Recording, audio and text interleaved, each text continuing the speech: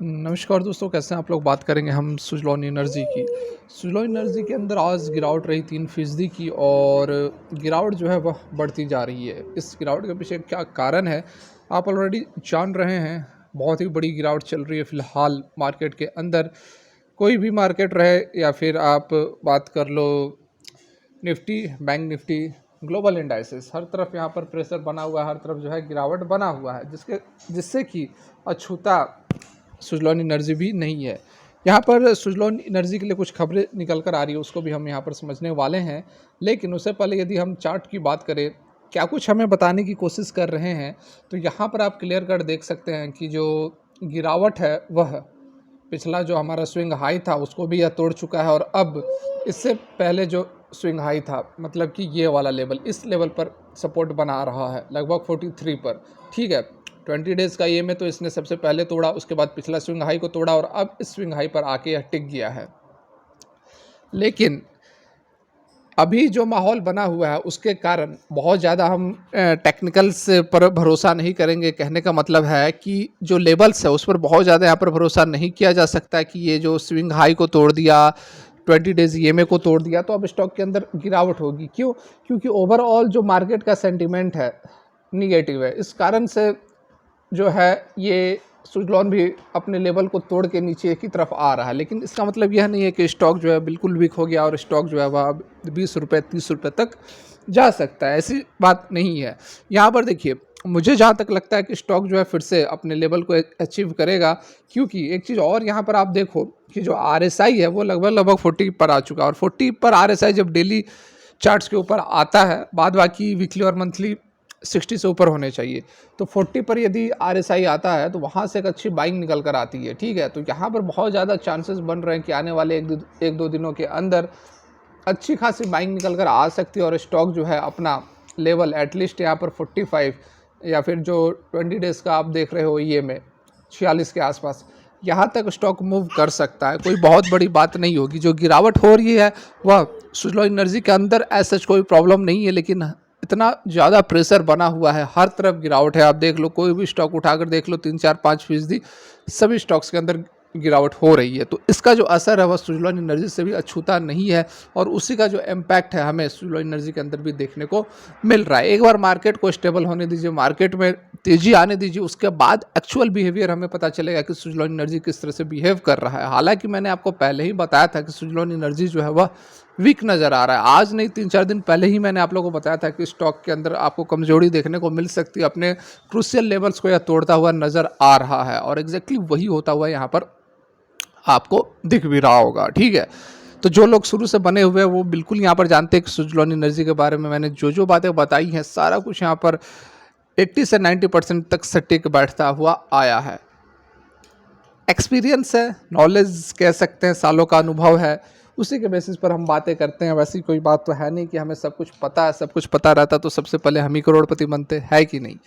तो यहाँ पर बात की जाए यदि खबरों की, कौन सी वह खबर है जो कि अच्छी निकल कर आ रही है, और सुज़लॉन एनर्जी के अंदर भी आने वाले दिनों में फिर से एक तेज़ी हमें देखने को मिल सकती है। तो यहाँ पर देखिए एक अपडेट निकल कर आ रही है जिसमें बताया गया है, despite slow down in India's clean energy boom, experts confident of resurgence.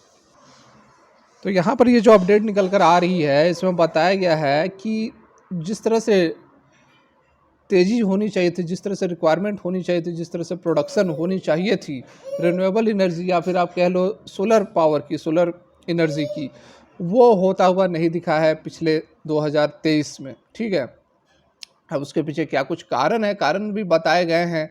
जैसे कि आप देख सकते हैं, renewable project in India have been going steady from small town rooftop solar installation to large scale projects across desert and long stretch of wind turbine and वगैरह वगैरह। But a mix of policies decision, ठीक है, कुछ policy decision के कारण politics और supply chain issue meant solar projection जो 2023 में रहा था वह डिले रहा, अनसर्टिनिटी बनी रही, making the country fall short of its annual clean energy installation target. जो विंड सॉरी क्लीन एनर्जी का जो टारगेट था, इंस्टॉलेशन टारगेट था, उससे पीछे रह गई हमारी कंट्री। ठीक है। Experts says that it is significant dent मतलब गिरावट, कमी, खराबी in the country's ambition, but some are confident that the shortfall can be made up this year.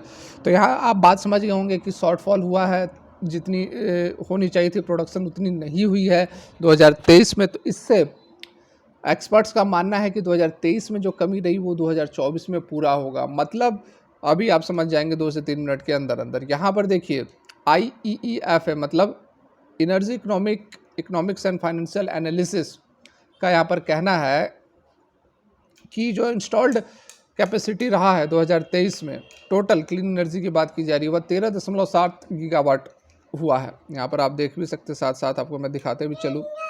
13.7 gigawatt रहा है 2023 में, ठीक है।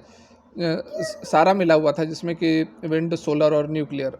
और 2022 में 16.3 गीगावाट। तो यहाँ पर आप देख सकते हैं कि 2022 से 2023 में ही ये जो क्लीन एनर्जी का पावर जनरेशन था वो घट गया, वह कम हो गया। इंडिया को इंस्टॉल करना पड़ेगा अब कितना, 40 gigawatt a year to meet its goal of installing 500 gigawatt of clean energy, ठीक है। तो यहाँ पर जो गिरावट हुई है उसको मैनेज करने के लिए, उसको पूरा करने के लिए 2024 यानी कि इस करंट ईयर में, करंट फाइनेंशियल ईयर के अंदर 40 गीगावाट का पावर जो है वह ऐड करना पड़ेगा।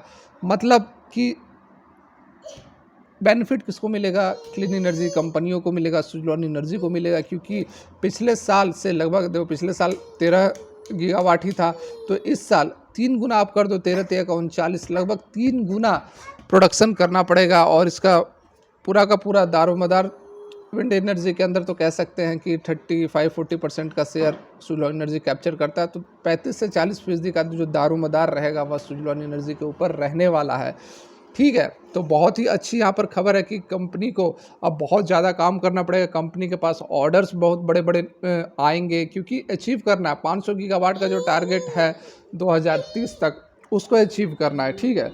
तो उसको अचीव करने के लिए सारा काम तो करना ही पड़ेगा। Solar sector adopts wait and watch attitude. Solar sector के अंदर थोड़ी सी यहाँ पर पॉलिसीज़ वगैरह के कारण समस्याएं आई थी, जिस कारण से कि पिछले साल उतनी ज़्यादा प्रोडक्शन हो नहीं पाई थी। Experts also say fossil fuel lobby in the country meant policies to encourage renewable energy। मतलब पॉलिसीज़ वगैरह को इनकरेज करना पड़ेगा वगैरह वगैरह की वही सारी बातें यहाँ पर बताई जा रही है। इतना ज़्यादा बहुत ज़्यादा यहाँ पर डीप में जाने की, समझने की ज़रूरत नहीं है, ठीक है। सिंपली भाषा में मैंने आप लोग को समझा दिया कि अभी जो पावर की रिक्वायरमेंट है वो बहुत ज़्यादा बढ़ने वाली है। 2024 के अंदर 40 गीगावाट तक रहने वाला, और इसका पूरा पूरा दारोमदार जो है वह रिन्यूएबल एनर्जी कंपनियों पर रहने वाला, और 33 से 35 से 40% तक का सुजलॉन एनर्जी इसका शेयर लेने वाला है। तो डेफिनेटली यहाँ पर बहुत ज़बरदस्त तेज़ी हमें देखने को मिल सकती है आने वाले समय में। तो बिल्कुल आप थोड़ा सा व्यू लॉन्ग रखें, 6 महीना साल भर का रखें, सुजलॉन एनर्जी फिर से कम बैक करेगा। बहुत ज़बरदस्त तेज़ी आ चुकी थी, इस कारण से स्टॉक जो है वह थोड़ा सा कंसोलिडेशन फेज़ में चल रहा है। ऑलरेडी मैंने आपको 3 महीने पहले नवंबर में ही यह बातें बताई थी कि बहुत ही बड़ी रैली आ गई है, तो आपको थोड़ा सा यहाँ पर इंतज़ार करना पड़ेगा। पता नहीं आपने देखा था, सुना था, समझा था या नहीं, लेकिन मैंने अपना काम जो हमेशा करते आया हूँ, आप लोग को अपडेट करने की कोशिश हमेशा से की है। फिलहाल के लिए वीडियो यहीं तक। Thanks for watching, have a great day.